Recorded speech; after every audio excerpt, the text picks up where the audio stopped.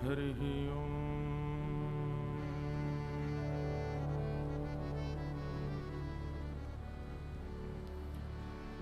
श्रीमते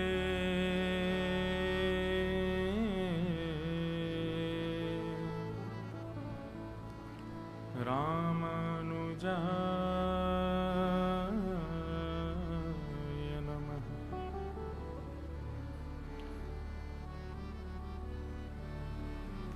ध्येयं सदा परिभवग्नमविष्टदोहम् तीर्थास्पदं शिवविरञ्चनुतं शरण्यं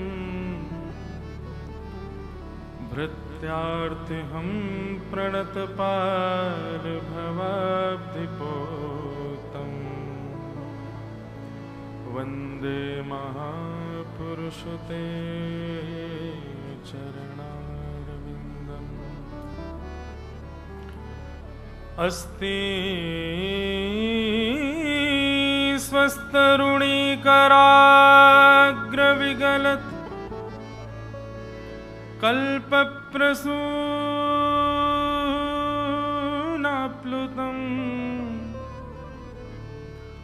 वस्तु प्रस्तुतवेणुनादलहरी निर्वाण निर्व्याकुलम् स्रस्तनिबद्धनी विविलसत् गोपीसहस्राव्रतम् हस्तन्यस्तनतापवर्गमखिलो दारं किशोराकृति लक्ष्मीनाथ समारंभा नाथयामुनमध्यमा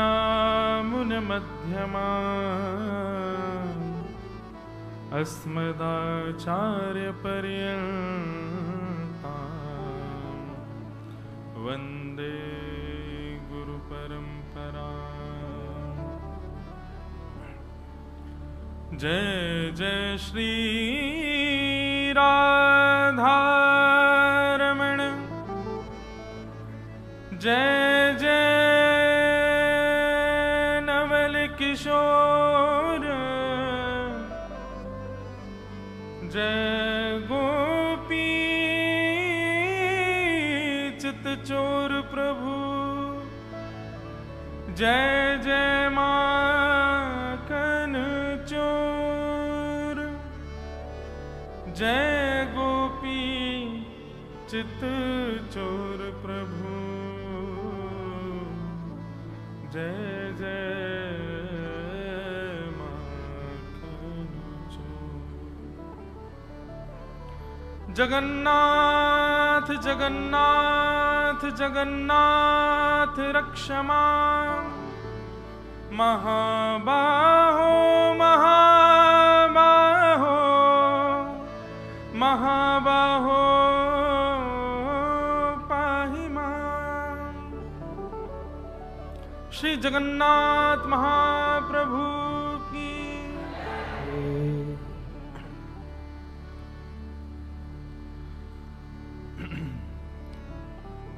परमानंद के साथ आज श्री जगन्नाथ महाप्रभु जिस भूमि पर विराज रहे हैं, ऐसे उड़ीसा की पावन भूमि और राउरकेला, यहाँ पहले भी कथा का अवसर प्राप्त हुआ है। शायद 2 वर्ष हो गए राउरकेला कथा को।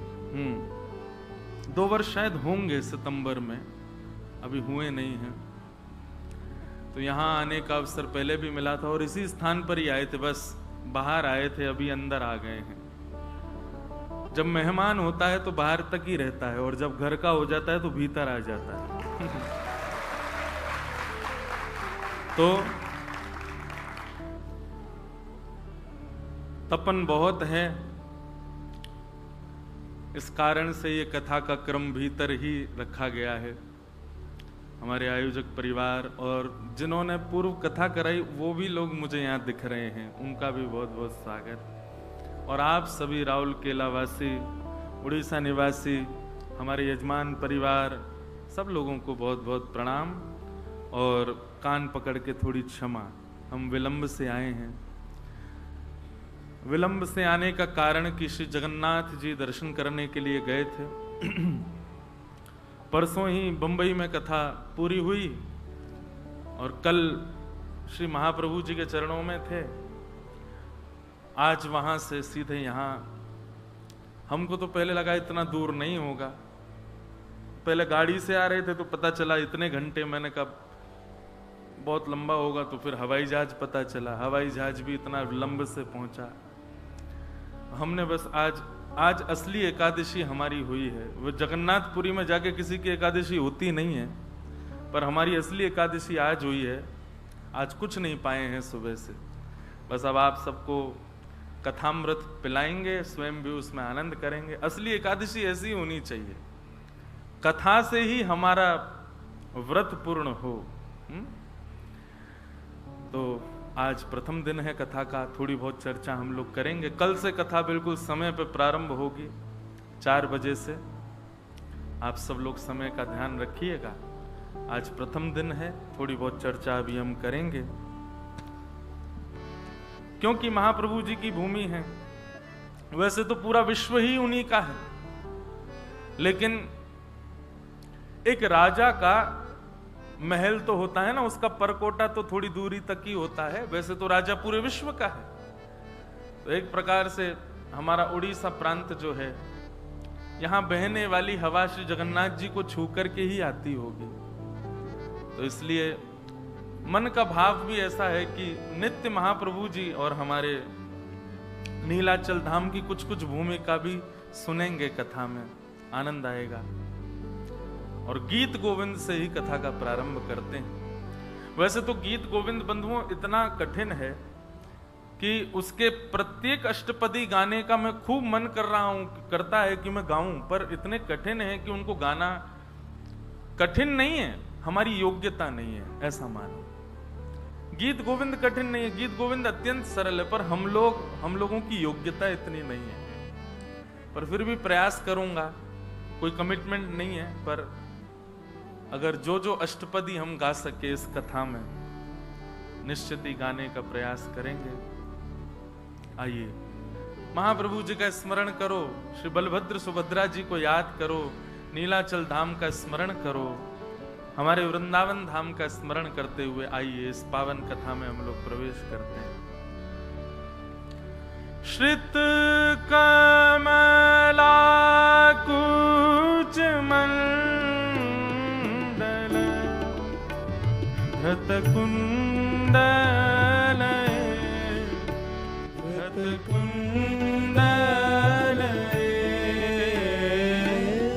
कलित ललित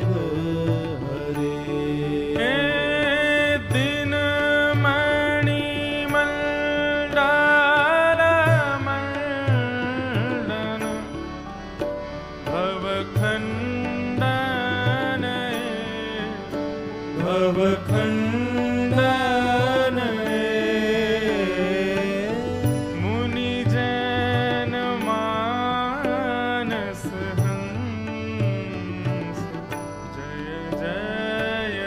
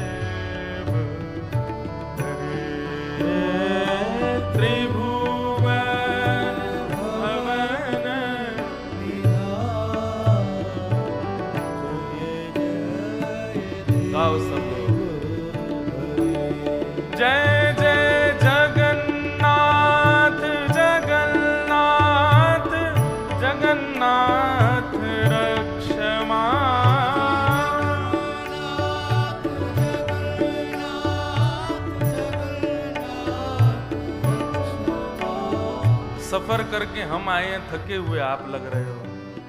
ऐसे थकान में पहले दिन की प्रारंभ मत करो ना, एक भाव से गाओ। जय जय जगन्नाथ जगन्नाथ जगन्नाथ रक्षमा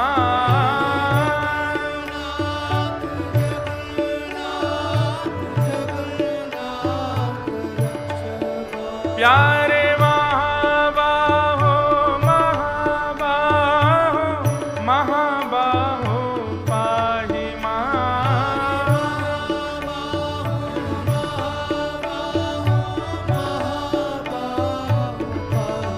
जय जय देव हरे जय जय देव हरे जय जय देव हरे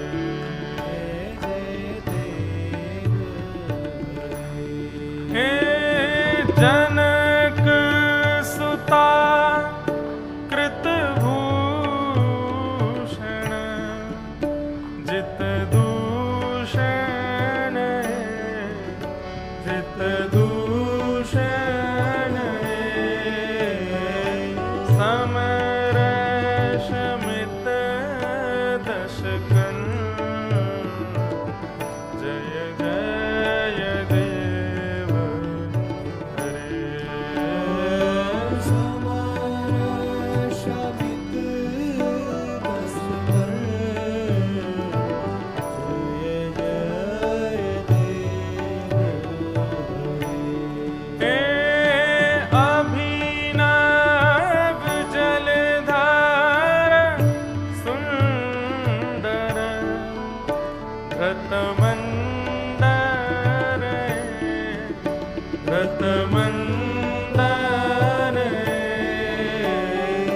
श्रीमुख चंद्र चकोर जय जय देव हरे श्रीमुख चंद्र चकोर जय जय देव हरे प्यारी राधा मुख चंद्र चकोर जय जय देव हरे राधा मुख चंद्र चकोर जय जय देव हरे हे तब चरणे प्रणतावयम् इति भावये इति भावये गुरुकुशलं प्रणतेश जय जय देव हरे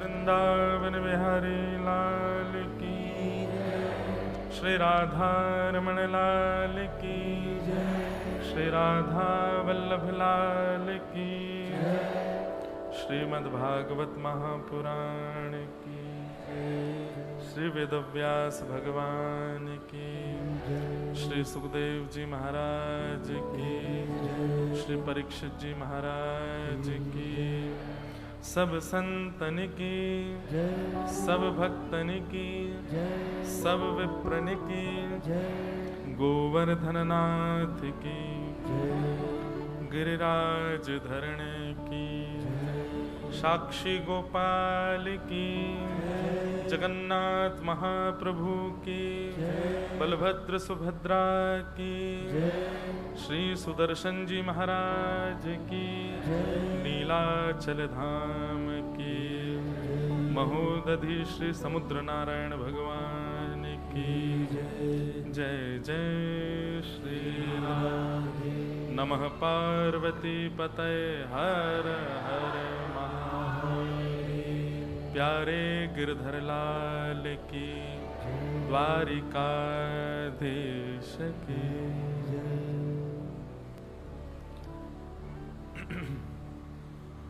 परम मंगल में परात्पर अखिलेश्वर अकारण करुणा वृणालय भक्त वांछा कल्पतरु तड़िद्वित विनिंदित पीताम्बरधारी श्री बालकृष्ण लाल की शब्दमयी वाणीमयी वांगमयी प्रतिमूर्ति हम आप सबके मध्य में विराजमान श्रीमद् भागवत महापुराण को बारंबार प्रणाम।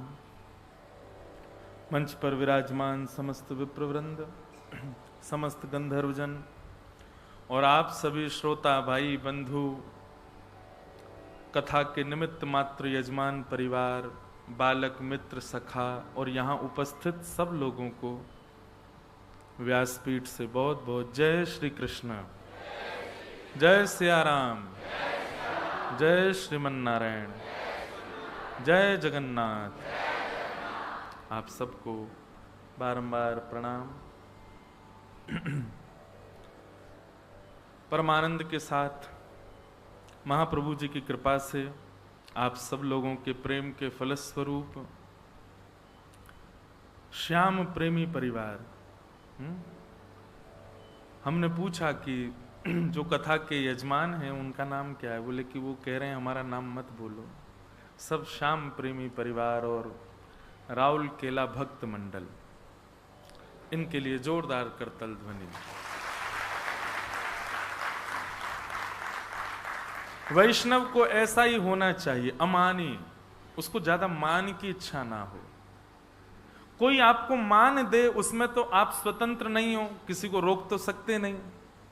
हमें भी मान बहुत देते हैं लोग, तो कोई आपको मान दे वहां तो आप कुछ नहीं कर सकते, पर मान न लेना ये तो आप कर सकते हैं। इसलिए मान को अस्वीकार करो, क्योंकि भक्ति में सबसे बड़ी बाधा मान है। मान सम्मानम कलयाति घोर गरलम नीचप्पमानम क्षुधा। कलयुग में भक्त को सबसे ज्यादा किससे बचना है? बोले सम्मान, मान से बचे। क्योंकि मान एक बार जीवन में आ गया, एक बार आपने मान को स्वीकार कर लिया तो फिर मान ही स्रोत है बाकी के सारे दुर्गुणों का। मान ही क्रोध को जन्म देगा, मान ही, अब देखो क्रोध यदि आ गया तो फिर उसके साथ साथ बाकी कौन कौन आएंगे? गीता में भगवान का एक श्लोक है, 2 श्लोक जुड़वा श्लोक हैं। ध्यायतो विषयाम पुंसः संगस्तेषुपजायते संगात् संजायते कामः कामात् क्रोधो विजायते क्रोधात् भवति सम्मोहः सम्मोहात् स्मृति विभ्रम स्मृति भ्रंशात् बुद्धिनाशो बुद्धिनाशात् प्रणश्यति।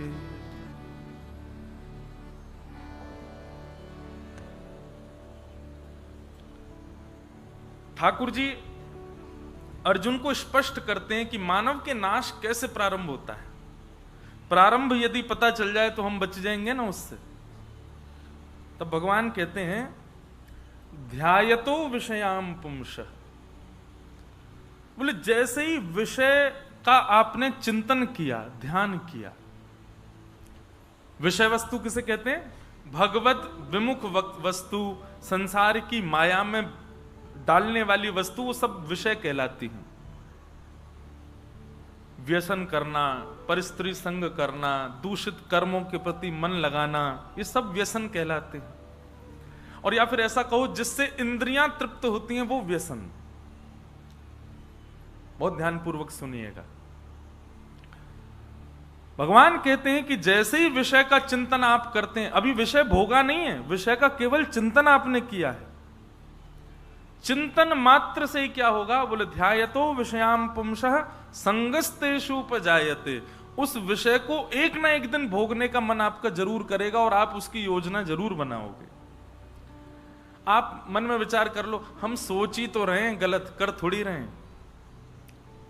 पर ठाकुर जी कहते हैं पूरा जीवन आपको क्या पता आप कब करने लग जाओ। और भगवान तो प्रमाणित होकर के कह रहे हैं कि जिस दिन आपने सोच लिया विषय को, इंतजार करो, एक दिन भोगोगे भी। अगर सोचने आप ये सोचो कि बस सोचा ही तो है, कुछ कर थोड़ी रहे, एक बार सोची हुई वस्तु निश्चित ही कभी ना कभी पुनः आएगी, और पुनरावृत्ति यदि उसकी होगी तो वो बार बार आएगी। और जब बार बार चिंतन में आएगी तो आप उसको एक दिन भोगोगे जरूर, उसके लिए योजना बनाओगे। और जैसे ही आप उसको भोगोगे, उससे क्या होगा? संजात संजायते कामः। जैसे ही आप उसको भोगोगे, इंद्रिय इच्छा पूर्ण करने के बाद काम बढ़ता है, चाहे वो किसी भी इंद्रिय की हो। 10 इंद्रियां होती हैं हमारे शरीर में। अब देखो, हम ना स्वतंत्र वक्ता हैं, हम सोच के कुछ बैठते हैं, निकलता कुछ है। मैं सोच के बैठा था आज जगन्नाथ जी का महात्मा कुछ सुनाएंगे, कुछ भाव कहेंगे, पर ये ठाकुर जी की इच्छा है यहां बैठ के जो जैसा बुलवा में। अच्छा, एक बात बताएं आपको, वक्ता स्वतंत्रता से बोलता है, क्यों? क्योंकि भागवत जी विराजमान होने के बाद में जो श्रोता मंडल होते हैं ना, उनकी बुद्धि को परखती हैं भागवत जी।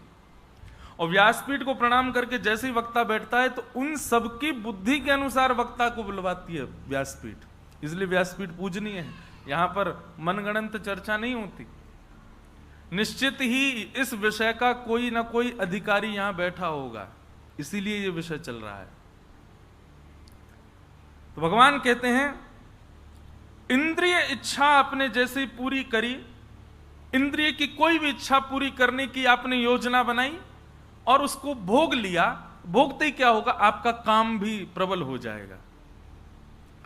और काम यदि जीवन में आया तो काम का ही अखंड, ऐसा कहें, काम का ही अभिन्न मित्र है क्रोध। कामा क्रोधो विजायते। काम क्रोध को लेके आता है। और क्रोधात् भवति सम्मोह। क्रोध अखंड प्रेम करता है किससे? मोह से। तो क्रोध आएगा तो मोह को लेकर के आएगा। और मोहात् स्मृति विभ्रम। मोह आती क्या होगा? बोले स्मृति उल्टी हो जाएगी, स्मृति चली जाएगी। और स्मृति उल्टी होते क्या होगा? बुद्धि नाश हो, बुद्धि का नाश हो जाएगा।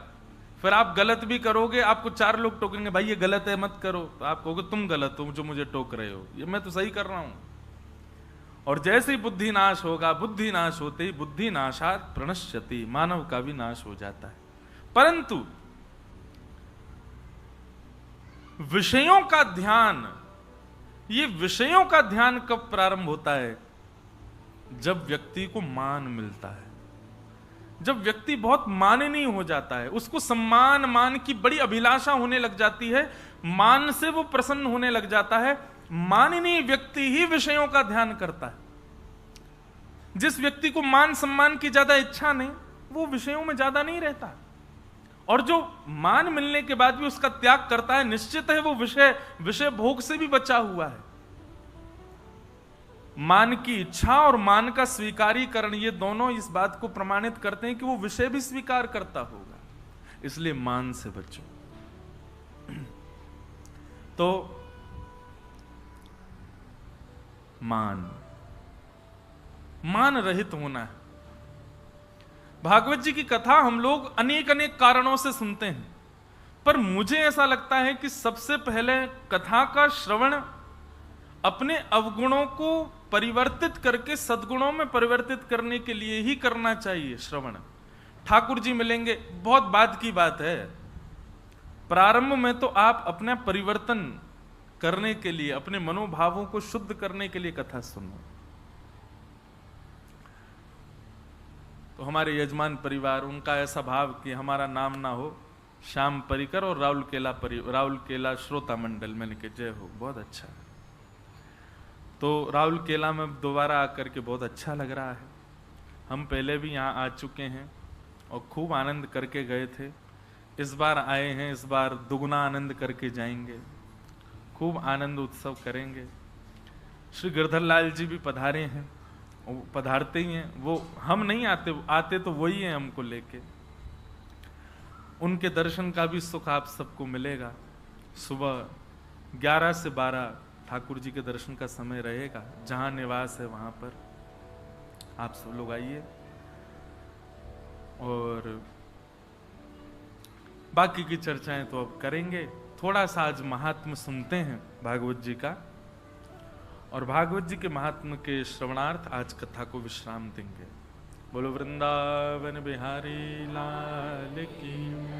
पहले ये कथा जितना मुझे याद है शायद 4 तारीख से प्रारंभ होने वाली थी, परंतु महाप्रभु जी की इच्छा थी कि द्वादशी नहीं एकादशी से शुरू हो कथा। कई लोगों ने कल एकादशी मानी, कई लोग आज एकादशी मान रहे हैं। तो आज श्री समुद्र नारायण भगवान और नीलाचल धाम की रज और श्री नीलाचल भगवान का दर्शन, इन तीनों को संग लेकर के हम व्यासपीठ पर बैठे हैं। और आज पावन एकादशी भी है, तो उसी भाव से ये आज कथा प्रारंभ हो रही है और 9 तारीख को विश्राम होगी। संभवतः 9 तारीख को कथा का क्रम भी शीघ्र होगा, वो हम कल परसों में आप सबको अवगत करा देंगे कितने बजे से होगी, तो आप सब उसका भी ध्यान रखिएगा। आइए भागवत के महात्म में हम लोग प्रवेश करते हैं।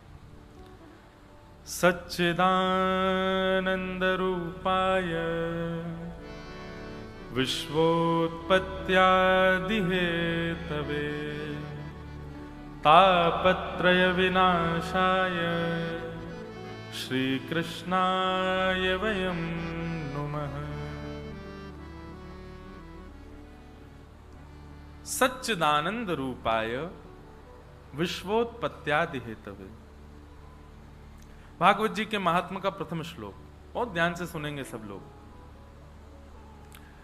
यहां ठाकुर जी के 3 रूपों का वर्णन किया गया है, सत, चित और आनंद। एक रसिक बता रहे थे कि यहां सच्चिदानंद रूपाय जो ये 3 रूप बताए गए हैं, यही जगन्नाथ जी हैं। सत्स्वरूप श्री बलभद्र जी हैं, चैतन्य स्वरूप श्री सुभद्रा जी हैं और आनंद स्वरूप श्री महाप्रभु जगन्नाथ जी हैं। तो जब आप जगन्नाथ जी का दर्शन करते हैं तो सच्चिदानंद रूप का दर्शन कर रहे हैं, सत्य, चैतन्य और आनंद। बलभद्र जी सत्य स्वरूप हैं, वो सत का रूप धारण करके बैठे हैं। सुभद्रा जी चैतन्य भाव में। अच्छा, वैसे तो हम जब जगन्नाथ बोलते हैं तो एकमात्र महाप्रभु जी को ही नहीं सोचना चाहिए। श्री जगन्नाथ कहते हैं तो तीनों का स्मरण एक साथ करना चाहिए। केवल उनका स्मरण करना मात्र वह भी अपराध तो नहीं है, पर महाप्रभु जी कहते होंगे हमारे बहन भैया बैठे हैं, इनको भी याद करो भाई। और ठाकुर जी तो एक जगन्नाथपुरी की आपको एक विशेषता बताएं, सबसे स्पष्ट दर्शन जगन्नाथपुरी में होता है सुभद्रा जी का, सबसे स्पष्ट दर्शन होता है, हर किसी को दर्शन हो जाता है, सामने खड़ी है वो, मुख्य द्वार मतलब मानो उन्हीं का ही है। एक प्रकार से ये देखा जाए तो ऐसा लगता है कि श्री जगन्नाथ महाप्रभु जो हैं वो मातृशक्ति को प्रधान बता रहे हैं। मध्य में पूरे जगन्नाथ मंदिर, पूरे जगन्नाथ नीलाचल धाम की अगर देखा जाए तो मध्य में मुखिया बैठता है, तो श्री सुभद्रा जी को मध्य में बैठाया है। मानो ठाकुर जी हमको संकेत कर रहे हों कि भाई अपने सारे जितने भी तुम्हारे संसार के आचार विचार हैं, परिवार हैं, व्यापार हैं, उसमें प्रधान रूप से लक्ष्मी को ही रखो, अपनी पत्नी को रखो, पुत्री को रखो, माँ को रखो, बेटी को रखो, किसी को भी रखो, इन्हीं को प्रधान मानो। जो इनका सम्मान नहीं करता होगा वो कुछ नहीं कर पाएगा जीवन में, वो जगन्नाथ ही नहीं बन पाएगा। श्री जगन्नाथ महाप्रभु इसलिए बन पाए क्योंकि वो सुभद्रा जी को मध्य में बैठाया। चाहते तो स्वयं बैठ जाते, नहीं, सुभद्रा जी मध्यस्थ है। फिर आप जब इधर से दर्शन करेंगे तो बलभद्र जी भी पूरे पूरे दिख जाते हैं, पर महाप्रभु जी को कितनों उचक के देख लो इतने ही दिखते हैं। बहुत कोशिश करोगे तो इतने दिखेंगे, पूरे तो दिखते ही नहीं। और अभी तो मैंने बहुत पहले दर्शन किया है, जब गर्भगृह में भीतर जाने की अनुमति थी, तब एक बार मैं गया हूं भीतर तक बिल्कुल महाप्रभु जी के सामने, पर अब बंद किया, रोक लगाई, और अच्छा भी है। हमको बताया गया पूज्य पिताजी महाराज और हमारा, क्योंकि गुरु स्थान है जगन्नाथपुरी, पूज्य पिताजी की दीक्षा जगन्नाथपुरी में, और पिताजी से दीक्षा हमारी है, तो हमारी गुरु स्थान है। तो वहां बताया गया कि श्री जगन्नाथ जी का जो गर्भगृह है वो पूरा शालिग्राम शिलाओं से युक्त है, शालिग्राम जी ही हैं। तो वहां सेवाधिकारी को प्रवेश करने की अनुमति होनी चाहिए, बाकी लोग जाएंगे तो शालिग्राम जी पर चरण रखने का अपराध बनता है। इसीलिए शंकराचार्य जी महाराज ने ये नियम करवाया कि भीतर सबका प्रवेश ना हो। तो कितना भी प्रयास कर लो महाप्रभु जी पूरे नहीं दिखते। कल भी मैंने खूब कोशिश कर ली, कोने में चले गए, अच्छा चलो मुख दिख भी जाएगा, ये भुजा तक नहीं दिखेगी आपको, मतलब पूरे महाप्रभु जी तो नहीं दिखेंगे।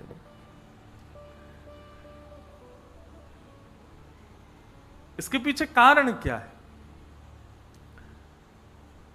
महाप्रभु जी मानो हमको ये संकेत कर रहे हैं कि तुम केवल मुझे ही महाप्रभु क्यों मान रहे हो, ये दोनों भी तो हैं, इनमें भेदभाव क्यों? देखो आप कभी जगन्नाथ मंदिर में सब लोग इधर की तरफ ही खड़े रहते हैं, भीड़ पूरी इधर ही क्यों? सब महाप्रभु जी उधर, सुभद्रा जी और बलभद्र जी की दर्शन जहां से हो वहां भीड़ कम होती है। इसीलिए जगन्नाथ जी कह रहे हैं अच्छा तो मुझे देख लो, मैं छुप के बैठूंगा, और ऐसे होके बैठते हैं ठाकुर जी, और ने छुप के बैठे, बोले ये दोनों नहीं है, इनको निहारो, ये भी तो जगन्नाथ है, ये तीनों ही जगन्नाथ हैं। और भैया ये सच्चिदानंद रूपा है, जो ये श्लोक है भागवत जी के महात्मा का, इसका इतना सुंदर प्रमाण है कि सबसे पहले सत्स्वरूप श्री बलराम जी को देखो, उनको पूर्ण रूपेण नेत्रों में निहार लो, जितनी देर महाप्रभु जी को देखो उतनी देर बलराम जी को भी देखो, उनके प्रति भी प्रेम भाव रखो। फिर मध्यस्थ चैतन्य स्वरूप श्री सुभद्रा जी का दर्शन करो। जब इन दोनों को नेत्रों में विराजमान कर लोगे, तब तीसरा शब्द है आनंद, तब तुम्हें मेरे दर्शन में आनंद आएगा, मैं तुम्हें भली भांति दिखूंगा। और फिर ऐसा भी कह दें कि ये महाप्रभु जी अगर आधे अधूरे दिख रहे हैं तो हमारी दृष्टि में दोष है, महाप्रभु जी में दोष नहीं है, जगन्नाथ जी में दोष नहीं है, वो तो पूरे खड़े हैं, पर निश्चित हमारे उन दोनों दर्शनों में कोई भेद रहा होगा, इसलिए महाप्रभु पूरे नहीं दिख रहे। आप देखना रोज, मेरी तो कथा हुई 2 बार, तो रोज दर्शन के लिए जाते तो कभी कभी पूरे भी दिख जाते, तो ऐसा लगता है इनको किसी ने खिसका दिया है क्या? नहीं, जब महाप्रभु जी को लगता है कि अब इसकी दृष्टि में दोष नहीं है, ये इन दोनों में भी भेद नहीं मान रहा है, तब महाप्रभु अपने आप ही ऐसे हो जाते हैं, ले देख ले पूरा, तो दिख जाऊंगा मैं। बड़े आनंद की बात है भैया, सत्य स्वरूप बलराम जी, चैतन्य स्वरूप सुभद्रा जी और आनंद स्वरूप श्री जगन्नाथ, ये तीनों ही सच्चिदानंद रूप हैं। सच्चिदानंद रूपाय। श्री जगन्नाथ जी के इस रूप का प्रादुर्भाव सबसे पहले द्वारिका में हुआ। ये उड़ीसा बाद में आए, पहले द्वारिका में प्रकट हुए। जब प्रसिद्ध कथा है, भगवान की पटरानियों ने रोहिणी मैया से, एकमात्र रोहिणी जी ऐसी हैं जिन्होंने ठाकुर जी की ब्रजलीला, मथुरा लीला और द्वारिका लीला तीनों का दर्शन किया है। और द्वारिका में कोई भी नहीं है जिसने ठाकुर जी की तीनों लीला देखी है। इन तीनों लीलाओं का दर्शन श्री रोहिणी मैया ने किया है।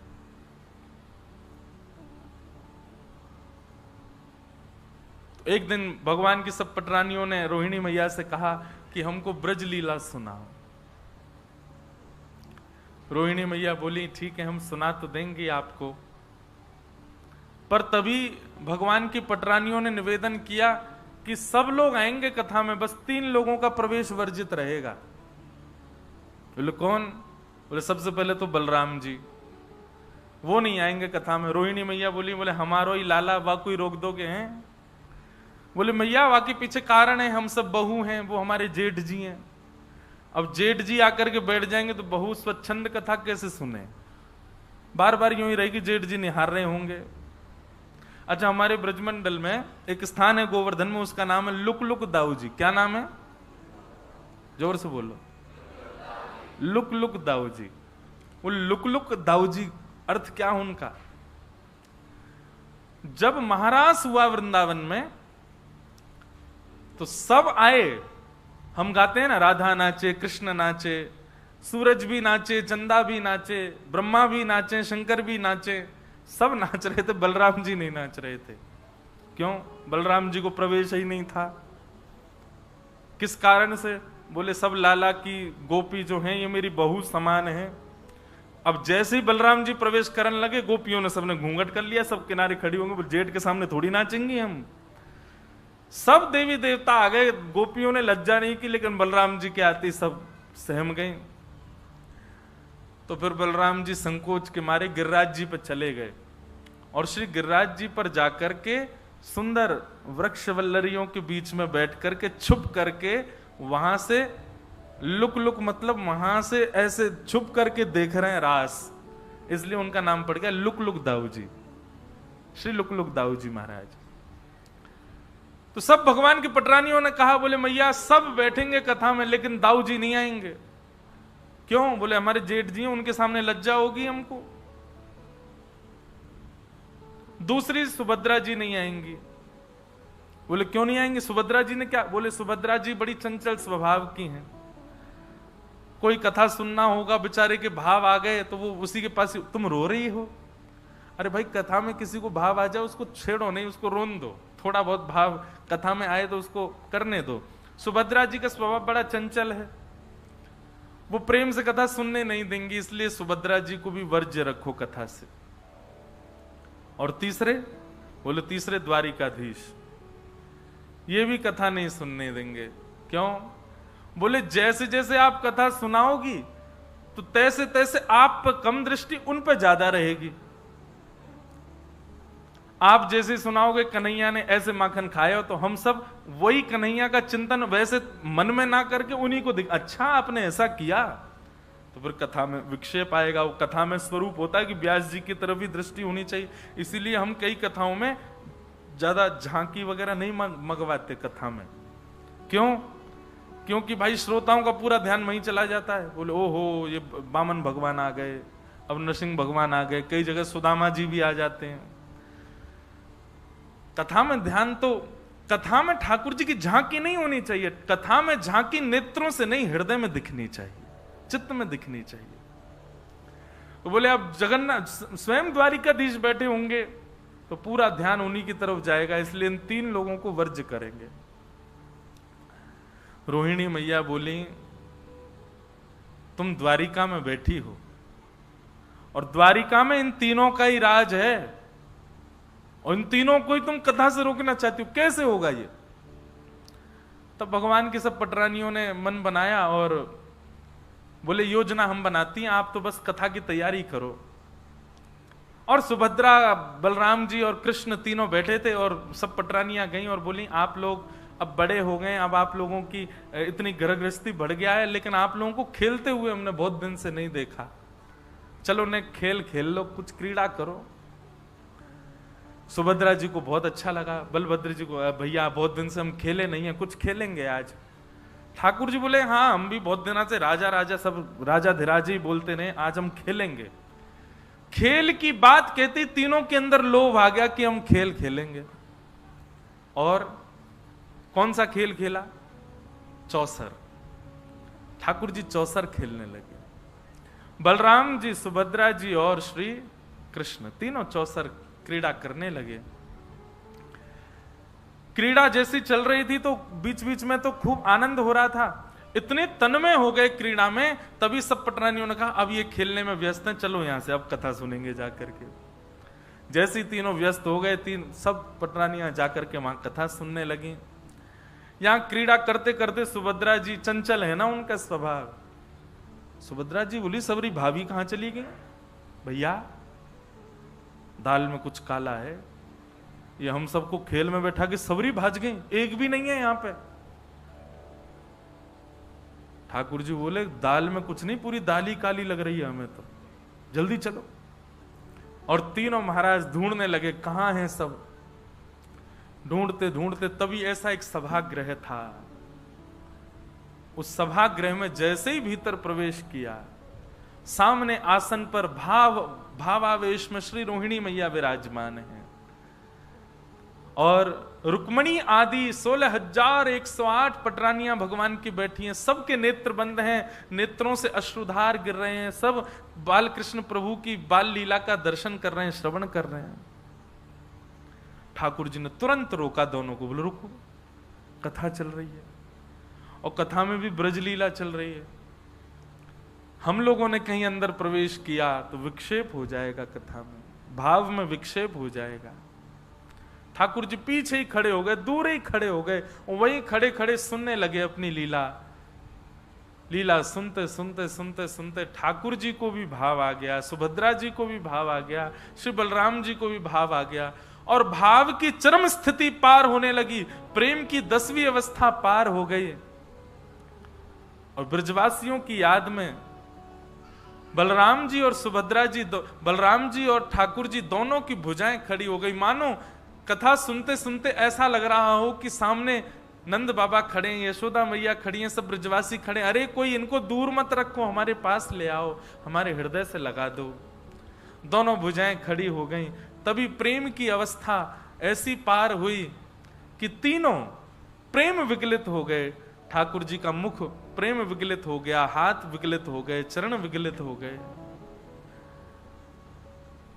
जब ठाकुर जी के इस रूप का प्रादुर्भाव हुआ, पिघलने लगे ठाकुर जी, तब देवता त्राहिमाम त्राहिमाम करते हुए दौड़ने लगे। ब्रह्मा जी से जाकर के कहा कि कुछ करिए भगवान। ठाकुर जी नहीं तो देखिए अभी अभी जलाशय जल के भांति हो जाएंगे ठाकुर जी। तो ब्रह्मा जी ने कहा जब कथा में विक्षेप भगवान नहीं डाल रहे तो हम डालेंगे तो ठाकुर जी हमको शाप दे देंगे। कथा में विक्षेप डाल नहीं सकते तो क्या करें। बोले कोई कथा का रसिक जन ही जाकर के इसको संभाल सकता है। तब श्री नारद जी को भेजा गया। नारद जी महाराज आए और आकर के बड़े धीमे से रोहिणी मैया को कहा कि हे मैया, यदि आप थोड़ी देर और बोलती रही ना तो द्वारिकाधीश बलराम जी और सुभद्रा जी तीनों जल के रूप में ही मिलेंगे, रस के रूप में ही मिलेंगे, आपको प्रत्यक्ष दर्शन नहीं कर पाओगे। रोहिणी मैया ने सामने देखा, तीनों पिघल गए हैं, मुख पिघल गया, हाथ पिघल गए, पैर पिघल गए, वहीं कथा को रोक दिया। ठाकुर जी तो जिद करने लगे और सुनाओ अपनी ही लीला, पर तब रोहिणी जी ने कहा नहीं, अब कथा इससे आगे नहीं होगी। लेकिन नारद जी ने जाकर के प्रणाम किया और प्रणाम करते हुए महाप्रभु जी से प्रार्थना की, भगवान आपके स्वरूप की बलि बलि जाऊं, बस अनुग्रह इतना कर दीजिए। अभी तो आप अपने पूर्ण रूप में आ जाइए, अभी तो लीला चल रही है, परंतु इस रूप को कलयुग के लोगों को प्रेम की अवस्था समझाने के लिए, कथा की महिमा बताने के लिए, प्रेम के स्वरूप को दर्शाने के लिए और आपका भक्तों के प्रति, ब्रजवासियों के प्रति कैसा प्रेम है उसको दिखाने के लिए नाथ आपका ये स्वरूप कलिकाल में प्रकट हो और प्रकट हो करके जीव मानस का कल्याण करे। फिर स्वरूप तो ठाकुर जी का ये अनादि है, जगन्नाथ रूप कोई कलयुग का नहीं है, कोई सतयुग त्रेता, ये तो अनादि है। इसका कोई एक भाव नहीं कि उसी युग का है, अनंत है जगन्नाथ भगवान का स्वरूप। लेकिन कलयुग में मेरे और आपके ऊपर कृपा करने के लिए, इंद्रद्युम्न राजा पर अनुग्रह करने के लिए भगवान प्रथम तो नील माधव के रूप में आए और फिर नील माधव रूप से अंतर ध्यान होकर के इंद्रद्युम्न राजा पर कृपा करने के लिए भगवान दारू ब्रह्म श्री जगन्नाथ के रूप में, वही स्वरूप जो द्वारिका में कथा सुनते सुनते प्रकट हुआ था, वही स्वरूप यहां व्यवस्थित हुआ। बोलो जगन्नाथ महाप्रभु की। कथा सुनते सुनते ऐसे हो जाएं, तब समझो कि कथा सुनी है। ये कथा के श्रोता का दर्शन है। हम आप जैसे हैं वैसे ही रह जाते हैं। इसका मतलब ये नहीं कि आपकी आंख नाक सब पिघल जाएं। पिघलने का मतलब केवल तन का पिघलना नहीं होता है, हृदय विगलित हो, प्रेम विगलित हो। हम सबसे बड़े श्रोता पूरे ब्रह्मांड के यदि कोई हैं तो वो श्री जगन्नाथ जी हैं। ऐसे महाप्रभु जी को हम प्रणाम करते हैं, ऐसे जगन्नाथ जी को हम प्रणाम करते हैं। कई भ्रांतियां जगन्नाथ जी के रूप के प्रति हैं, उन भ्रांतियों को भी हम इस कथा के माध्यम, क्योंकि अब 1.5 वर्ष तक तो कथाओं का क्रम पता है, तो जगन्नाथपुरी और उड़ीसा तो आना नहीं है। इसी कथा को माध्यम बनाएंगे। हम ये सोच के करेंगे ही नहीं कि हम राहुल केला में, हम यही सोच के करेंगे हम पुरी में कथा कर रहे हैं, जगन्नाथपुरी में ही हैं, तो उसी भाव से ही जगन्नाथ जी का रस प्रकट होगा।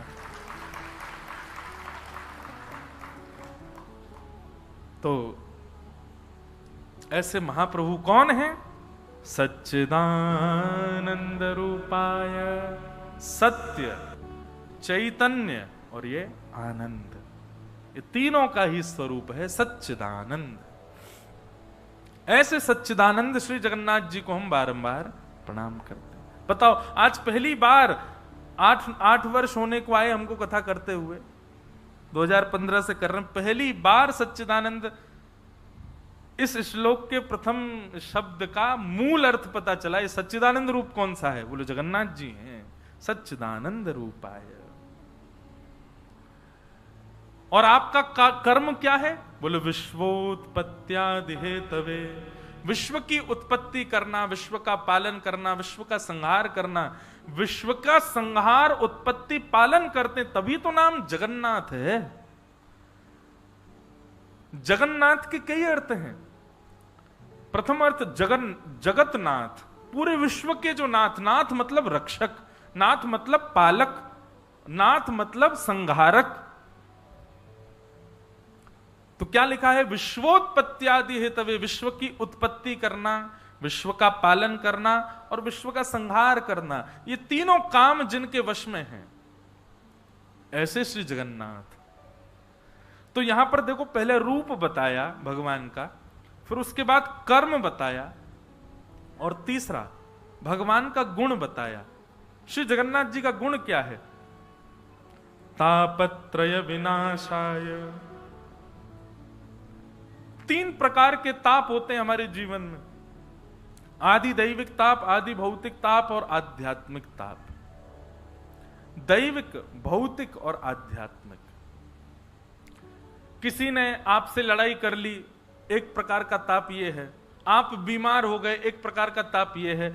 ना किसी ने लड़ाई की, ना आप बीमार हुए, बस फिर भी टेंशन में। क्यों टेंशन में? ऐसे ही है, जबरदस्ती टेंशन में। ये 3 प्रकार के ताप होते हैं, 3 प्रकार की टेंशन होती हैं। लेकिन जो महाप्रभु जी की शरणागति कर लेता है, एक बार महाप्रभु जी के चरणों में प्रणाम कर लेता है, श्री जगन्नाथ जी क्या करते हैं? बोले तापत्रय विनाशाय। 3 प्रकार के तापों का जो विनाश करते हैं, उपशमन करते हैं, ऐसे श्री कृष्णाय वयम नमः।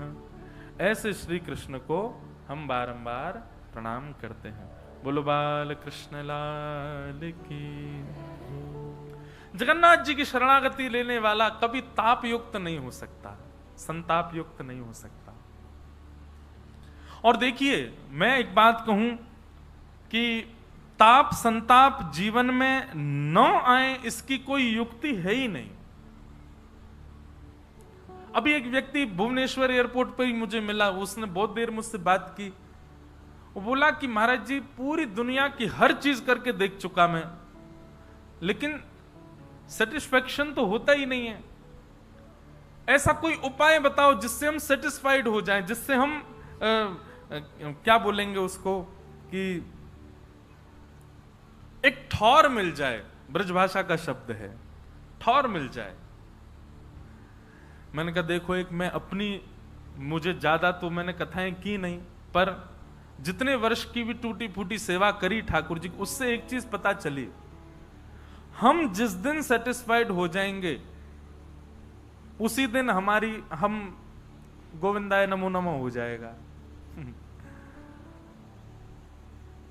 हम लोग सेटिस्फाइड नहीं होते, इसीलिए हम जी रहे हैं, इसीलिए हम हर दिन कुछ नया कर रहे हैं। ना कभी भक्ति से होना चाहिए, ना कभी संसार से होना। हाँ, संसार से हो जाओ, यह तो जरूरी है कि संसार के विषय भोगों से आप सेटिस्फाइड हो जाओ, उससे हुआ जा सकता है। पर भक्ति, वो कह रहे थे मैं भक्ति से भी नहीं हुआ। मैंने भक्ति में तो होना ही नहीं चाहिए, पर संसार से होना चाहिए। जिस दिन आप सब चीजों से सेटिस्फाइड हो जाओगे, आपका भार नहीं संभाल पाएगी पृथ्वी। पृथ्वी कहेगी उड़ो आकाश में, अब तो तुम्हारा गुरुत्वाकर्षण खत्म हो चुका है। हम रहते पृथ्वी पर इसलिए हैं, हम कर्म इसलिए कर रहे हैं क्योंकि कहीं ना कहीं हमको ठौर नहीं मिली है, हम सेटिस्फाइड नहीं है। और ये ना होना वरदान है ठाकुर जी का। जो व्यक्ति बहुत बड़ा व्यापारी बन गया हो, वो सेटिस्फाइड रहता है? नहीं रहता। तब भी उसको लगा रहता है अभी तो कुछ किया ही नहीं, जबकि विश्व का सबसे बड़ा व्यापारी है। सेटिस्फाइड ना होना ही इस संसार को चला रहा है। जो हो जाते हैं वो फिर रह नहीं पाते, वो फिर भगवत नाम प्रस्थान कर जाते हैं। जिनका मन सब जगह से स्थिर हो चुका है, अब सब जगह से पूर्णतः उसको संतुष्टि हो चुकी है, संतुष्ट व्यक्ति पृथ्वी पर रह नहीं पाएगा, टिक नहीं पाएगा, उसको जाना पड़ेगा फिर यहां से। इसलिए संतोष करना है तो संसार के प्रति हो जाए। ठाकुर जी से तो हमको कभी संतोष होना ही नहीं चाहिए, कथा से तो कभी संतोष होना ही नहीं चाहिए। अब सबके लिए ये बात है, जिनको व्यापार प्रिय है, जो व्यापार के लिए बने हैं, उनको व्यापार से कभी संतुष्ट नहीं होना चाहिए। जो पढ़ने लिखने के लिए बने, उनको पढ़ने लिखने से नहीं होना चाहिए।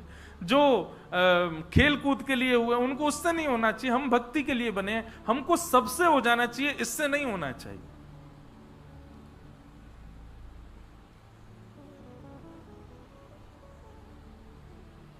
सूरदास जी का एक पद है,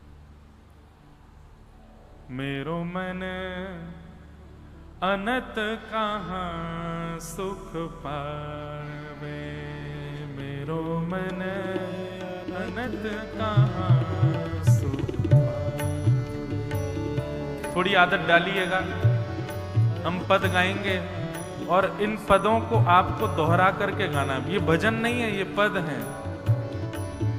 और अगर आप लोगों के फोन चलते हों, वैसे मत करना, नहीं तो सब फोन चलाओगे कथा में। नहीं तो हम ये कहना चाह रहे थे कि जो पद हम गाएं उसको गूगल पर डालो और फिर हमारे संग संग गाओ। सूरदास जी का भाव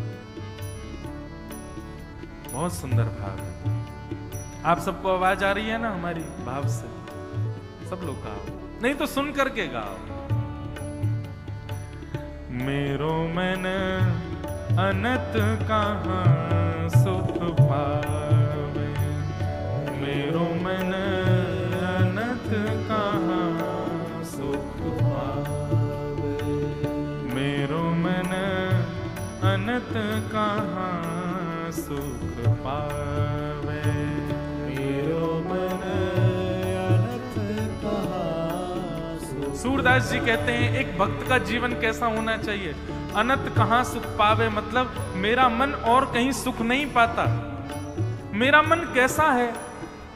तब सूरदास जी कहते हैं जैसे उड़ जहाज को पंछी, जैसे उड़े जहाज को पंछी, जैसे उड़ी जहाज को पंछी, जैसे उड़े जहाज को पंछी, पुनी जहाज पे आवे,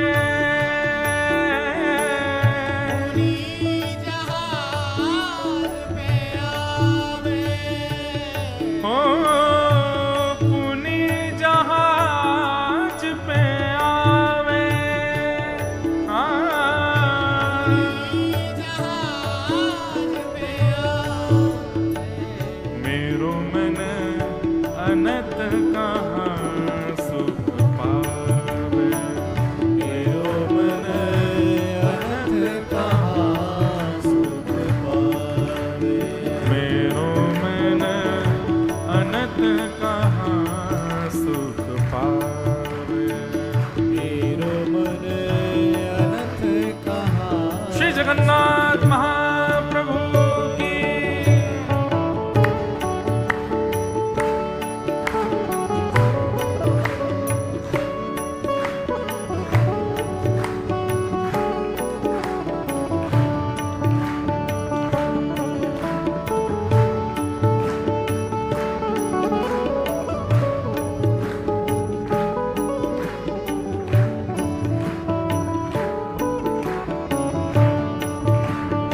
श्री राधा रमण लाल की।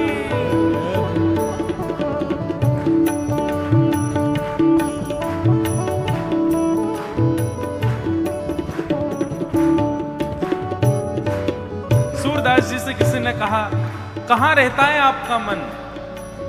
तब सूरदास जी बता रहे हैं, कमल नयन को छाड़ी महात्म, कमल नयन को छाड़ महान, कमल नयन को छाड़ महात्म, कमल नयन को छाड़ महान,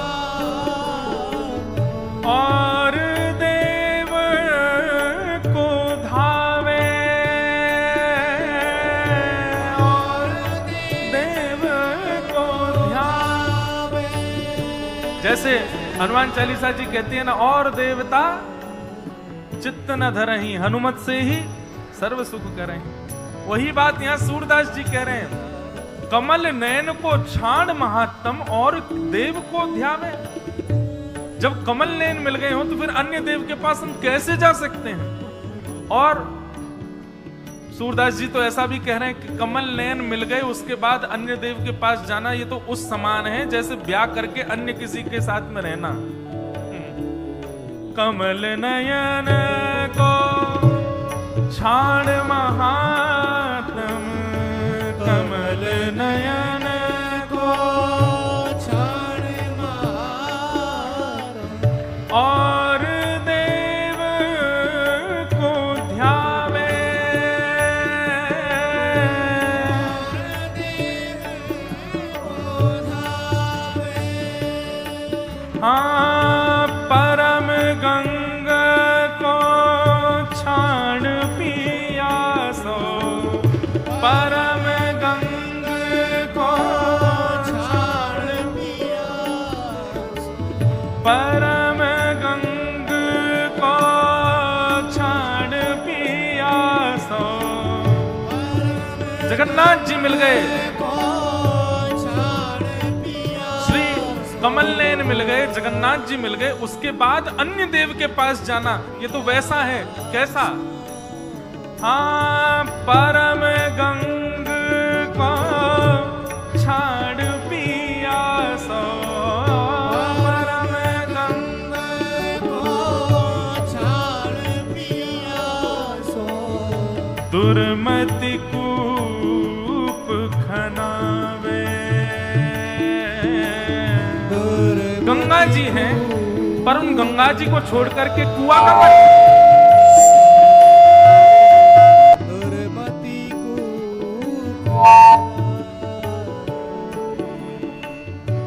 गंगा जी को छोड़ करके और कोई कुआं का पानी पिए। अच्छा एक बात कहें, ऐसे कथा में हो ना, बोलते बोलते लाइट चली जाए, माइक थोड़ा ये समझना ठाकुर जी मोहर लगा रहे हैं, बिल्कुल सही बात। कथा में इस प्रकार कुछ हो तो यही समझना चाहिए कि ठाकुर, अब देखो जगन्नाथ जी प्रत्यक्ष यहाँ आ जाए, उनके तेज को ये सह पाएंगे? वो आके मोहर लगा के गए, इसलिए ऐसा हुआ। परम गंग को छोड़ पिया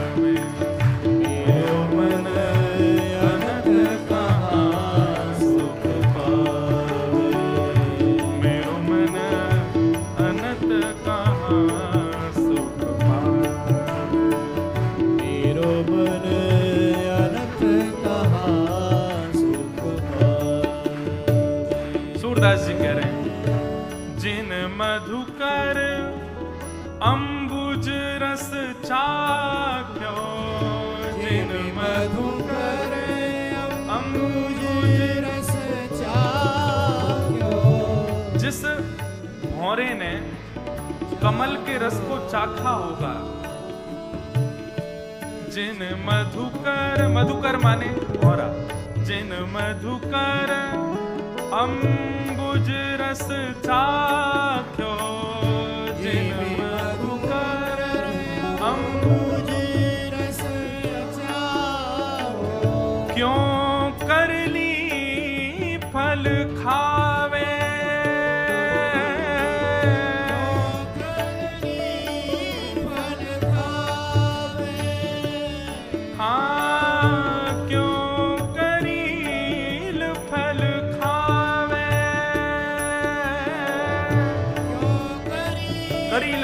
कड़वे फल को वो क्यों खाएगा जिसने कमल का रस लिया हो।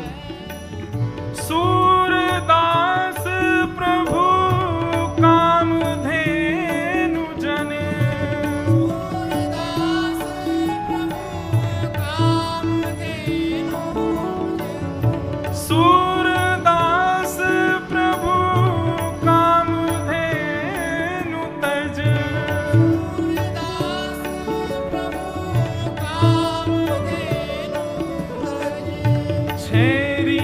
कौन दुहावे, छेरी कौन दुहावे, मेरो मन अनंत कहाँ सुख पावे,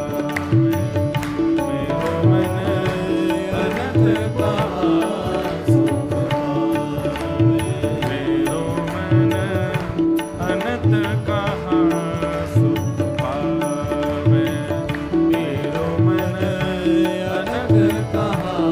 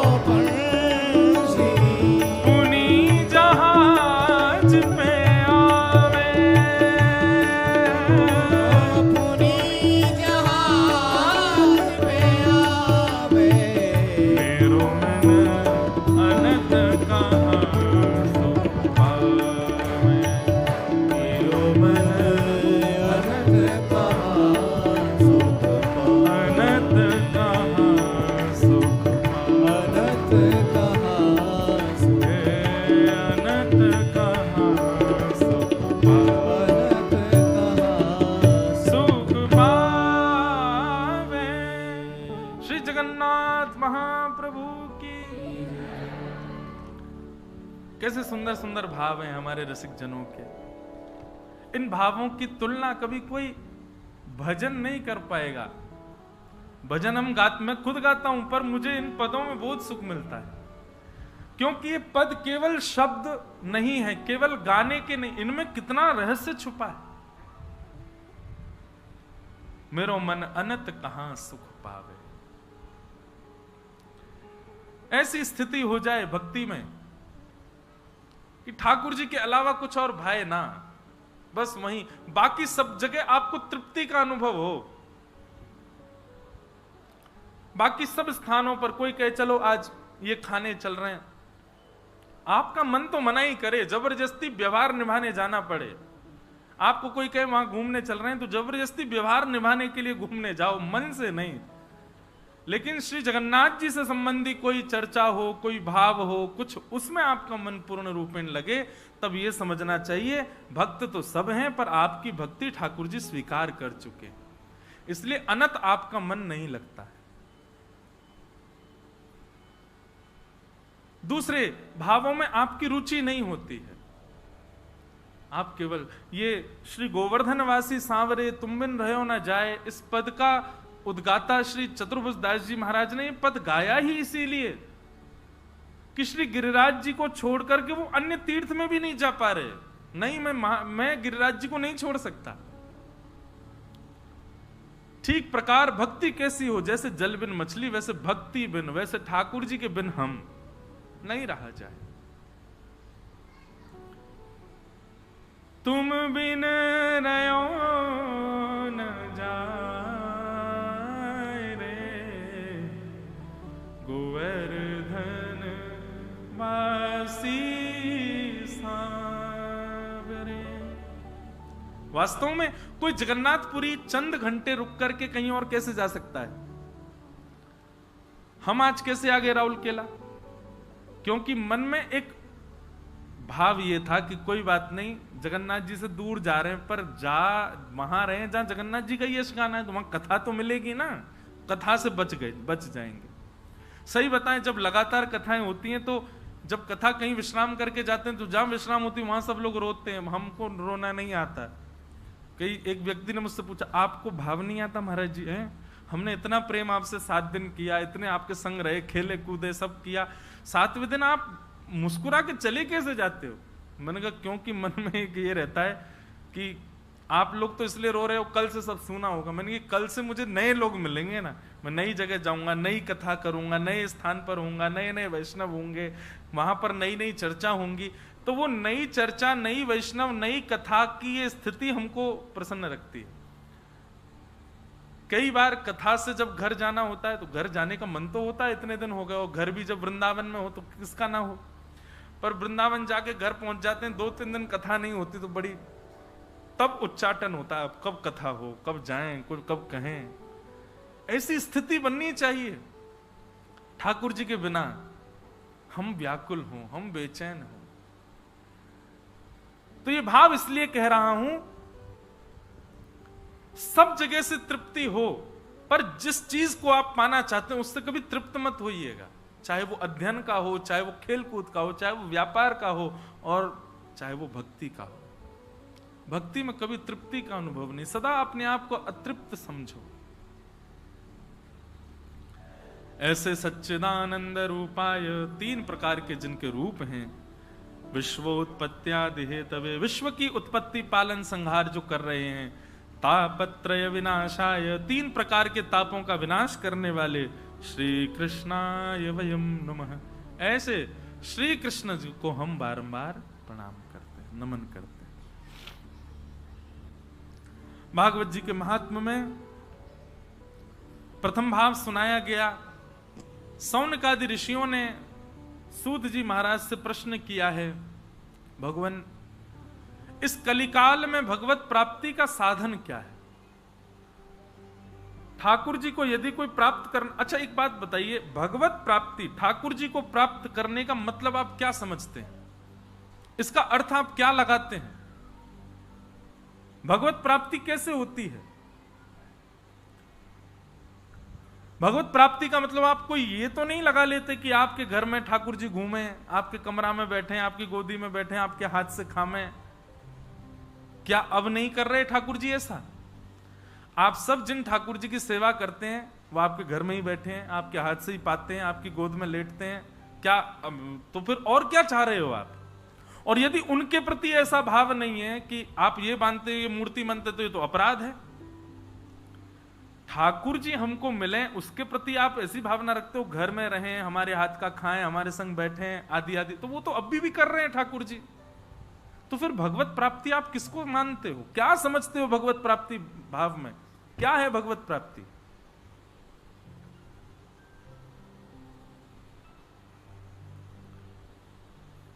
भगवत प्राप्ति का मतलब ये नहीं होता कि हम उनको खिलाएं, वो खाएं, वो हमारे सुलाने पर सो जाएं, हमारे उठाने पर उठ जाएं। ये भगवत प्राप्ति नहीं। भगवत प्राप्ति का मतलब ठाकुर जी को जो जो प्रिय है और ठाकुर जी को जो प्रिय भाव लगता है वो सब हमको प्राप्त हो, इसको भगवत प्राप्ति कहते हैं। उनको प्रिय लगे वो भाव हमको प्राप्त हो और उनके प्रिय हम बने, ऐसी स्थिति हमारी हो, इसको भगवत प्राप्ति कहते हैं। और सीधी बात, उनकी रजा में राजी रहना, वो जीवन में चाहे जो करें हमारे साथ, हमको सब स्वीकार है, सब मंजूर है, इसको भगवत प्राप्ति कहते हैं। सीधी बात, हम उनसे रीझ जाएं ये नहीं, वो हमसे रीझ जाएं, ये भगवत प्राप्ति है। हमसे प्रसन्न रहें ठाकुर जी। जरूरी नहीं है हर घर में ठाकुर जी बैठे हैं तो हर घर के अपने सेवक से प्रसन्न ही हैं, नहीं, हम उनको प्रसन्न करने के लिए ही सब क्रिया कर रहे हैं। ठाकुर जी की लीलाओं से प्रेम होना भगवत प्राप्ति है। ठाकुर जी के वैष्णवों से प्रेम होना, ठाकुर जी को जो भजते हैं उनसे भी प्रेम होना, यह भगवत प्राप्ति है। ठाकुर जी के तीर्थ धामों से प्रेम होना, यह भगवत प्राप्ति है। ठाकुर जी के नाम से प्रेम होना, यह भगवत प्राप्ति है। आप जब नाम जप करते हैं तो नाम जप करने में भी आपको वही सुख की अनुभूति हो जो सुख की अनुभूति सेवा करने में होती है। जो सुख की अनुभूति सेवा में और नाम जप में होती है, वही सुख की अनुभूति किसी वैष्णव से मिलने में हो। ऐसा नहीं हो कि वृंदावन जाते हैं उसमें हमको ज्यादा सुख मिलता है, द्वारिका जाने में उतना सुख नहीं मिलता, या तीर्थ जाने में जो सुख मिलता है वो कथा सुनने में नहीं मिलता, या कथा सुनने में जो सुख मिलता है वो ठाकुर जी के नाम जप में नहीं मिलता। ऐसा नहीं, ठाकुर जी की हर स्थिति सम हो करके आपको सुख प्रदान करे, आनंद प्रदान करे, तब समझो ये है भगवत प्राप्ति। ये उतार चढ़ाव या फिर भेद दृष्टि ना हो भगवान के अन्य अन्य भावों में। दर्शन को नैना तपे, वचन सुनन को कान। कान भी व्याकुल है, नेत्र भी व्याकुल है, वाणी भी व्याकुल है, समस्त इंद्रियां व्याकुल हैं ठाकुर जी के लिए। यह है भगवत प्राप्ति। कई लोग होते हैं उनको कथा सुनने में रुचि नहीं आती, वो कथा में इसलिए आते हैं क्योंकि प्रसाद मिलेगा, या फिर कथा में नींद बढ़िया आती है। सबसे बढ़िया नींद आती है कथा में, कथा जैसी नींद कहीं नहीं आती। पर मेरा उद्देश्य यही होता है, मुझे किसी को सोने नहीं देना। फिर भी कोई सो जाए तो भाई ज्यादा कृपा निद्रा देवी की, क्योंकि निद्रा जो है ये कुंभकर्ण की पत्नी है। और जब भगवान ने कुंभकर्ण को मारा ना, तब निद्रा ने भगवान से कहा कि मैं भी आपसे शर्त लगा के कहती हूं, आपके वैकुंठ में ताला लगवाऊंगी। भगवान बोले कैसे? बोले बताओ वैकुंठ कौन जाता है? बोले कथा सुनने वाले लोग। बोले वहीं बैठ रहूंगी मैं भी। जिसको 4-4 गोली खा के नींद नहीं आएगी, वो कथा में आ जाए, बिना पिल्स लिए बैठ जाए, नींद आ जाएगी उसको। और फिर ऊपर से ऐसा माहौल बढ़िया हो, मध्यम संगीत चल रहा है, सब लोग शांति से बैठे हैं, हल्की हल्की ठंडक भी लग रही है, तो फिर निद्रा आनी बहुत आवश्यक है। लेकिन कई लोग कथा में इसलिए नहीं आते कि उनको सुनने में रुचि, इसलिए आते हैं कि कथा के बाद प्रसाद मिलेगा। कई लोग कथा से प्रेम नहीं कर पाते, प्रसाद से प्रेम हो जाता है। कई लोग ऐसे देखें, उनको कुछ मतलब नहीं, उनको पता चल जाए आप जगन्नाथपुरी गए, वहां से थोड़ा महाप्रसाद ले आना, आप तिरुपति वहां से लड्डू ले आना, द्वारिका चले वहां से मडरी ले आना, नाथ द्वार चले गए वहां से मोहन थार ले आना, वृंदावन गए पेड़ा जरूर ले आना। उनको प्रसाद से ही प्रेम है, मतलब उनकी भक्ति जिहुआ में है, उनको कथा से ज्यादा मतलब नहीं। उनको वैष्णव दिख जाए उससे इतने फर्क नहीं पड़ता, प्रसाद दिख जाए टूट पड़ेंगे उस पर।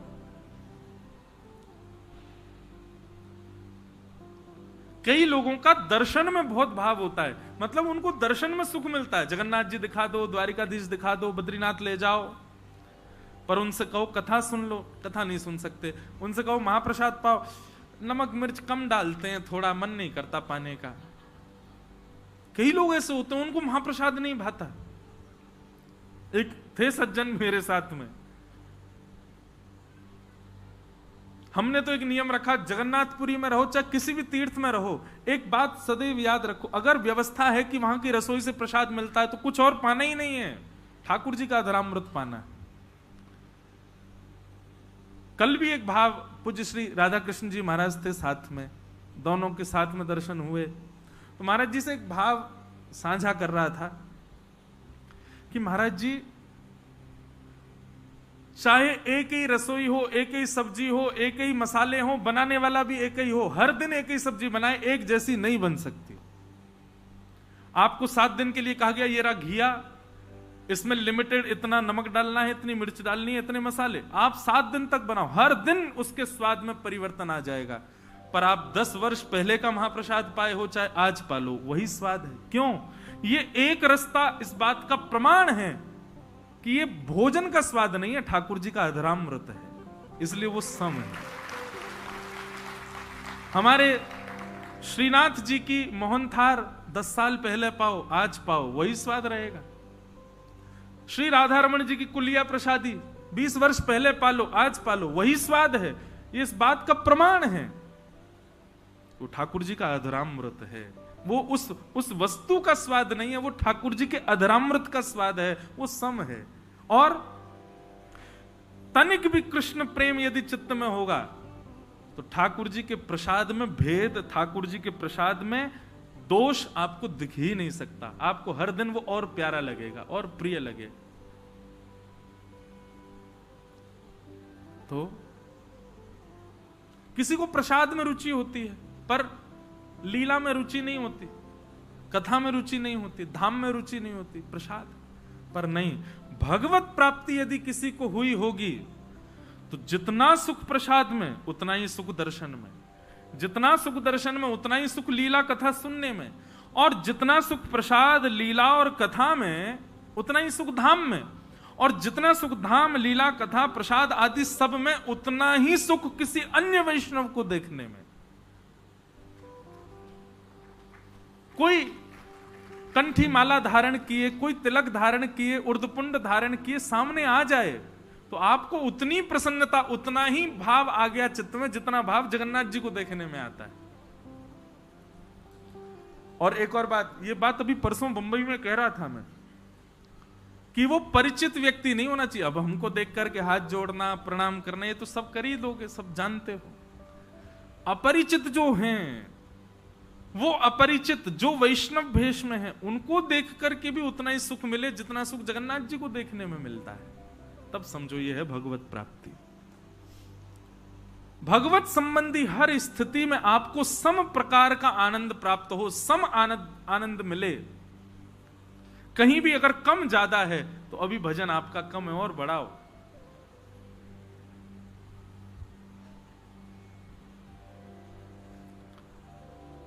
तो इसे कहते हैं भगवत प्राप्ति।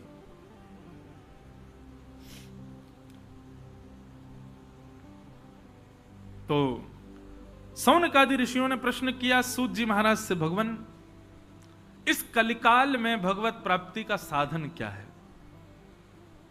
तब सूत जी महाराज ने बिना विचार किए सीधे स्पष्ट रूप से एक ही उदाहरण दिया। बोले एक ही उपाय है कलिकाल में भगवत प्राप्ति का। क्या? कि श्रीमद् भागवतम शास्त्रम कलौ कीरेण भाषितम।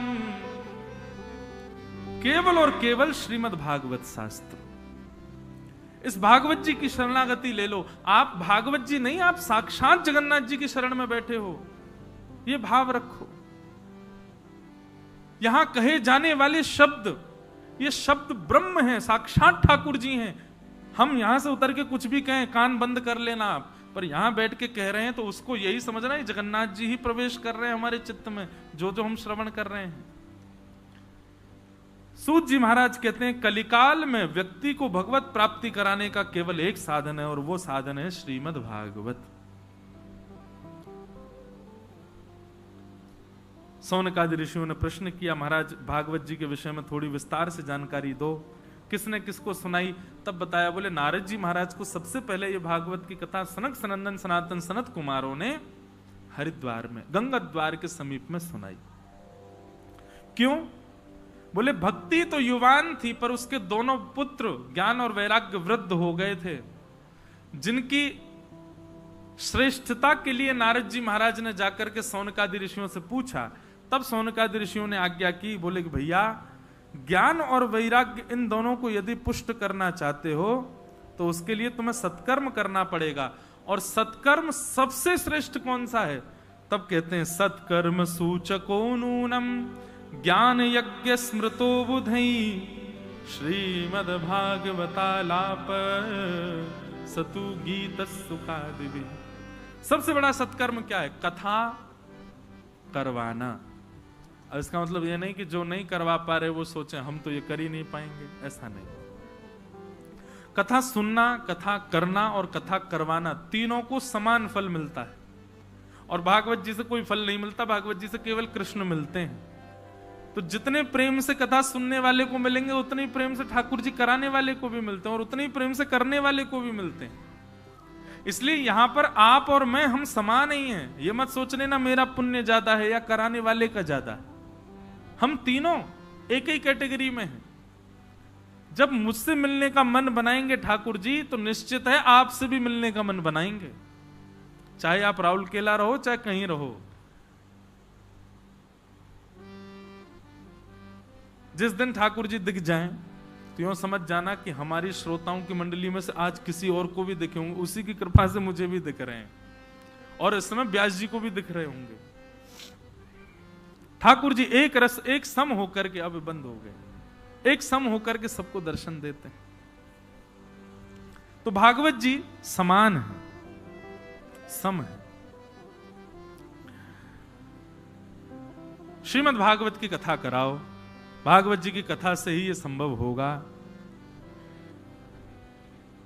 भागवत की कथा हुई, सनक सनंदन सनातन सनत कुमारों ने आकर के कथा सुनाना प्रारंभ किया और जैसे ही कथा प्रारंभ हुई, कथा प्रारंभ होते ही ज्ञान और वैराग्य जो वृद्ध हो गए थे वो युवा हो गए और युवा होकर के नृत्य करने लगे कि भक्ति सुतौ तौ तरणौ गृहीत्वा प्रेमैक रूपा सहसा विरासीत् श्री कृष्ण गोविंद हरे मुरारे नाथेति नामानि मुहुः वदन्ति। कथा सुनते ही ज्ञान और वैराग्य दोनों पुष्ट हो गए और पुष्ट होकर के बिल्कुल युवावस्था में आ गए। कथा में यही होता है, भक्ति तो बंधुओं सबके अंदर है पर ज्ञान और वैराग्य की कमी होती है हमारे अंदर, इसीलिए हम अपनी भक्ति से प्रसन्न नहीं रह पाते। ज्ञान और वैराग्य पुष्ट नहीं है हमारे।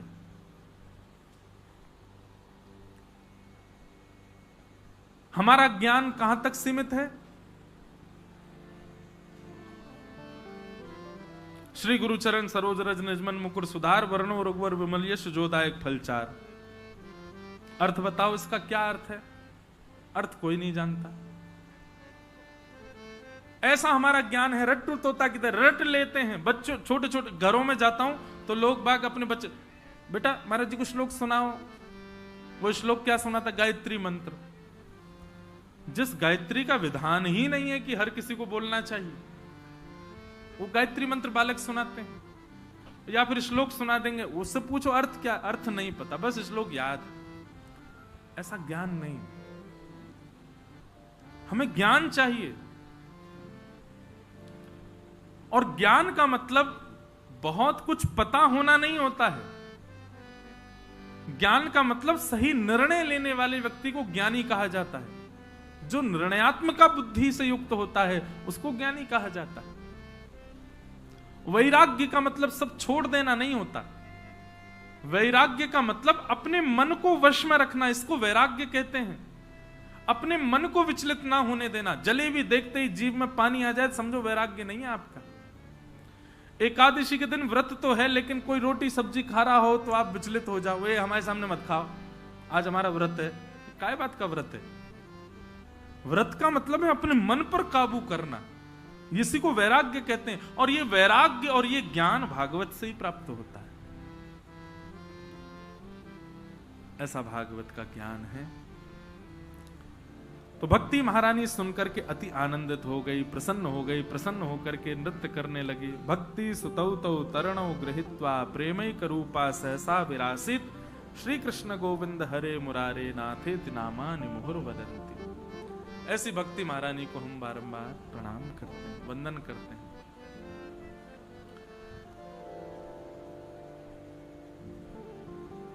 आगे फिर गोकर्ण उपाख्यान सुनाया गया। आत्मदेव नाम के ब्राह्मण थे, उनके कोई संतान नहीं थी और संतान ना होने के कारण वो बड़े दुखी थे। जिस दुख के कारण उन्होंने संतों से जाकर के कहा कि यदि मुझे संतान प्राप्ति नहीं हुई तो मैं अपने प्राण त्याग दूंगा। एक संत ने कहा तुमको 7 जन्मों तक संतान नहीं है और संसार की कोई वस्तु ना मिलने पर प्राण त्यागने वाले व्यक्ति को 2000 वर्ष के लिए प्रेत बनना पड़ता है। बहुत ध्यान से सुनिएगा।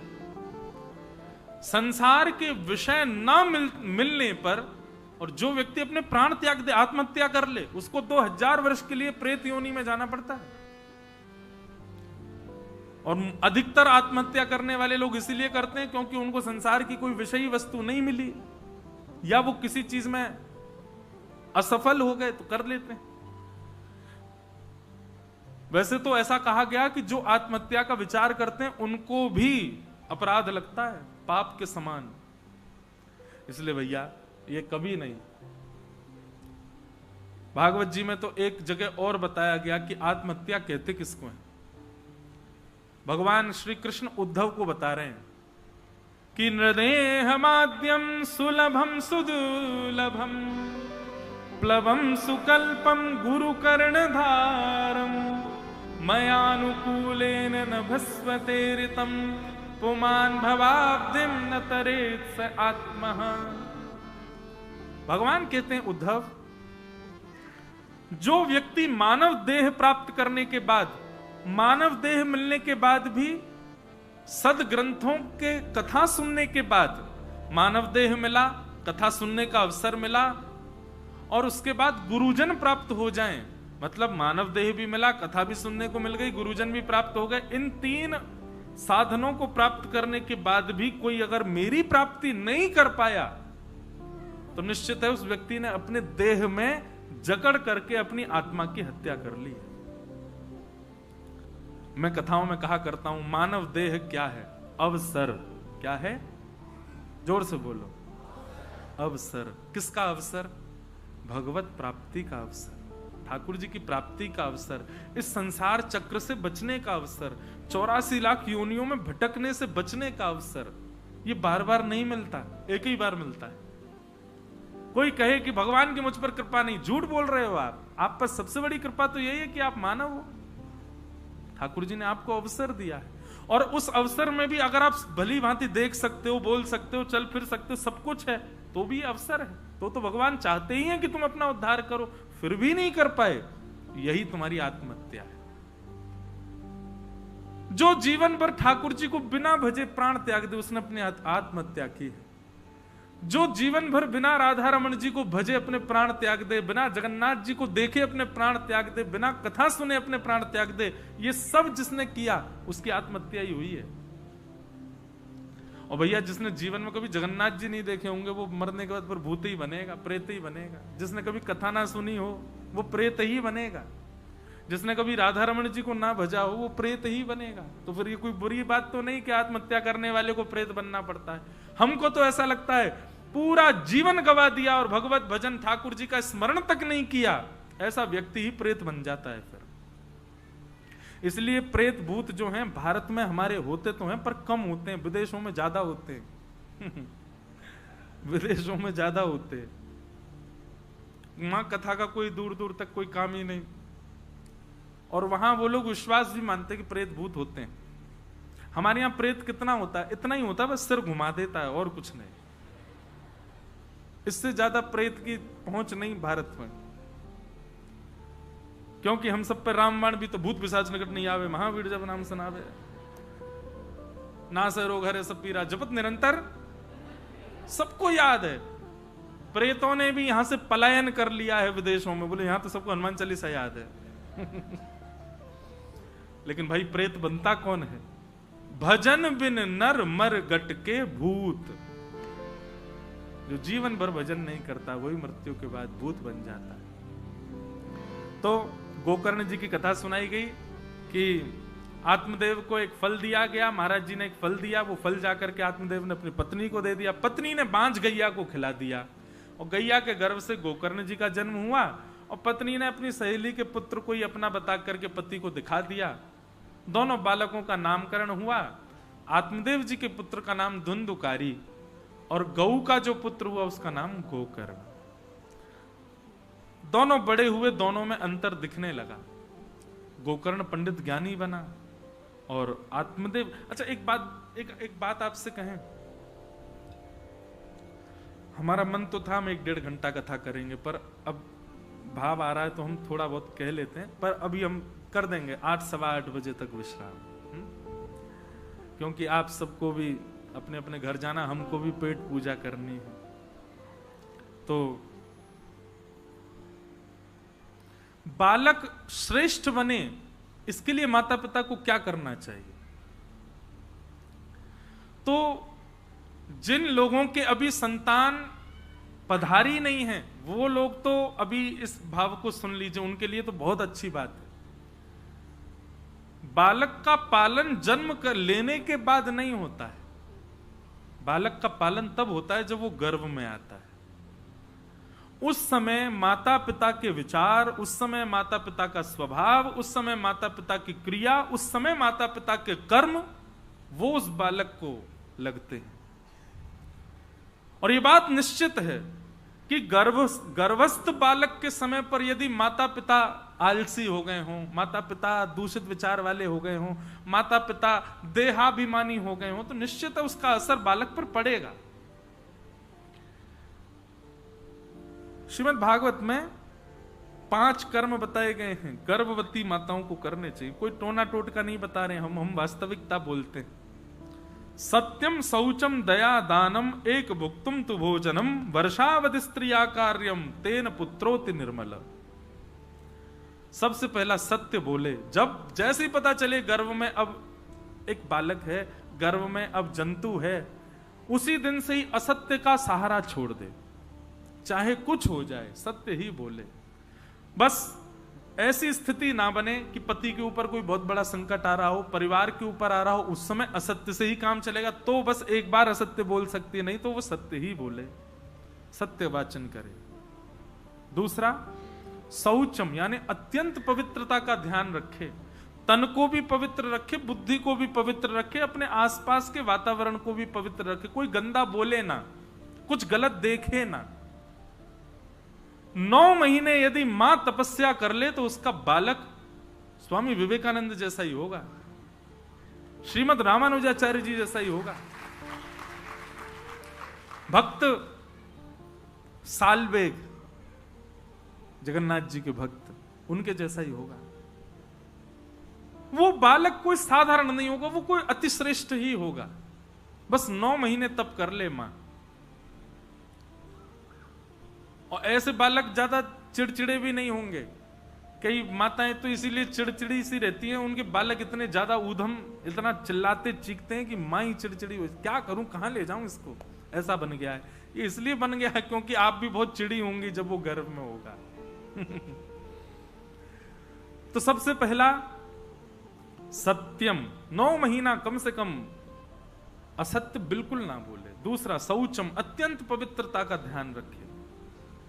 तीसरा दया, सामने कितना भी क्रूर व्यक्ति क्यों ना आ जाए उस पर भी दया भाव रखे। और चौथा दानम, नित्य कुछ ना कुछ दान करे। और 5वां और अंतिम, कठिन है पर करने योग्य है, क्या? एक भुक्तुम तु भोजनम, जो भोजन है वो एक ही बार ग्रहण करे, बाकी के समय फलाहार और प्रसाद और बहुत हल्का भोजन रखे। इस प्रकार के 5 नियमों का पालन करते हुए, तप करते हुए यदि बालक को जन्म दिया गया और नित्य भगवान को स्मरण करे, सुबह उठते ही, रात्रि सोने से समय और मध्याह्न भोजन के समय, 3 बार तो कम से कम रोज भगवान का स्मरण करे। 9 महीने तक यदि कोई मां इस प्रकार का नियम पालन कर ले तो यहां पर लिखा है तेन पुत्रोति निर्मल, उसका बालक ऐसा होगा जो या तो सृष्टि, समाज या पूरे विश्व का काया पलट कर सकता होगा। गौरव होगा मां को कि ये मेरा पुत्र है। और वो बालक, उसकी परवरिश फिर उस पर जन्म लेने के बाद ज्यादा ध्यान ना भी तो चलेगा, वो अपने आप ही उसका निर्माण हो जाएगा। क्योंकि निर्माण बुद्धि का होना चाहिए और बुद्धि का निर्माण गर्भ में ही होता है। इसलिए संतान उत्पत्ति का क्रम जो है बंधुओं, ये बहुत सेंसिटिव होता है, इसको बहुत ध्यानपूर्वक ही माता पिता को करना चाहिए। तो धुंधुकारी महान दुष्ट हो गया, गोकर्ण पंडित ज्ञानी बना।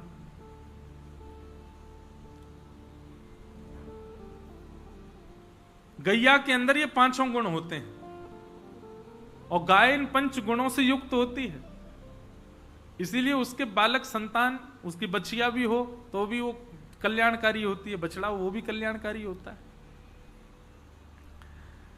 हम मानवों के ही राक्षस होते हैं बालक, क्यों? हमारी बुद्धि राक्षस है, हमारे हृदय राक्षस है। तो धुंधुकारी महान दुष्ट हुआ, उसकी दुष्टता के कारण पिता ने घर त्याग कर दिया, मां ने कुआं में कूद के प्राण त्याग दिए। गोकर्ण जी महाराज ने पिता को ज्ञान उपदेश दिया, ज्ञान उपदेश लेकर के पिता ने अपना उद्धार किया। धुंधुकारी मृत्यु के बाद प्रेत बना, उसको प्रेत योनि से मुक्त करने के लिए गया जी में श्राद्ध तक किया, लेकिन तब भी वो प्रेत योनि से मुक्त नहीं हुआ। क्यों नहीं हुआ? क्योंकि गोकर्ण जी महाराज जिस नाम गोत्र से श्राद्ध कर रहे थे वो उसका गोत्र था ही नहीं, वो तो किसी अन्य का पुत्र था, उसकी मां दूसरी थी ना। इसलिए गोत्र गलत होने के कारण वो प्रेत योनि से मुक्त नहीं हो पाए। तब क्या करें? तब सूर्य नारायण से पूछा कि ऐसे प्रेत योनि में बंधा हुआ व्यक्ति जो श्राद्ध आदि से भी मुक्त ना हो रहा हो, उसके लिए क्या किया जाए? तब सूर्य नारायण भगवान ने बताया कि भैया ऐसे में तो केवल एक ही सहायता हो सकती है। क्या? कि श्रीमद् भागवतम शास्त्रम प्रेत पीड़ा विनाशिनी। श्रीमद् भागवत की कथा ही है जो केवल प्रेत पीड़ा से आपको मुक्त कर सकती है, अन्य कोई क्रम ऐसा नहीं है। श्रीमद् भागवतान मुक्ति सप्ताहम वाचनम कुरु इति सूर्यवचः सर्वै धर्म रूपम तु विश्वतम।